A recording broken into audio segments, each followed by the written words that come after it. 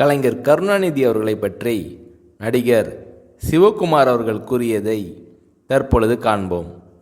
பராசக்தியில் 2.5 மணி நேரம் படத்தை கடைசி 4 நிமிட காட்சிகளில் கோர்ட்டு சீனாக வைத்து மொத்த திரைப்பட உலகையே மாற்றியவர் கலைஞர் அவர்கள்.